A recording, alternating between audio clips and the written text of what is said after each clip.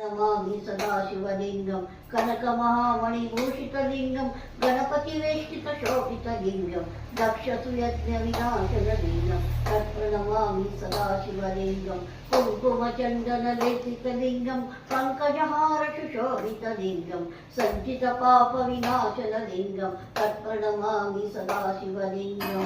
देवगणार्चितसेवितलिङ्गं भावैर्भक्तिविभरैर्यलिङ्गं दिनकरकोटिप्रभाकरलिङ्गं तत्प्रणमामि सदाशिवलिङ्गम् अष्टदशोपरिवेष्टितलिङ्गं सर्वसमुद्धवकारणलिङ्गम् अष्टुदरिद्रविनाशनलिङ्गं तत्प्रणमामि सदाशिवलिङ्गं सुरवरपूजितलिङ्गं सुरवरपुष्पसदार्जितं लिङ्गं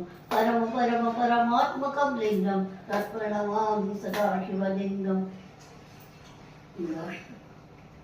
करुणाम्बुताय शशिशेखरधारणाय कर्पूरकाब्दीलवनाय जटाधराय दारिद्र्यदुःखदहनाय ओं नमः शिवाय गौरीप्रियाय रजनीशकलाधराय कालान्तकाय भुजगादीपकङ्कणाय गंगाधराय गजराजविवर्धनाय दारिद्र्यदुःखदहनाय ओं नमः शिवाय भक्तिप्रियाय भवरोगभयापहाय उग्राय दुर्गभवसागरतारणाय ज्योतिर्मयाय गुणनामसुमित्मकाय दारिद्र्यदुःखदहनाय ओं नमः शिवाय चर्मांबराय शवभस्मविलेपिताय बालेक्षणाय मणिकुण्डलमण्डिताय मञ्जेरपादविलाय जटाधराय दारिद्र्यदुःखदहनाय ओं नमः शिवाय पञ्चाडनाय गणराजविभूषणाय हेमन्तुकाय भुवनेत्राय मण्डिताय आनन्दभूमिवरदाय तपोमयाय दारिद्र्यदुःखदहनाय ओं नमः शिवाय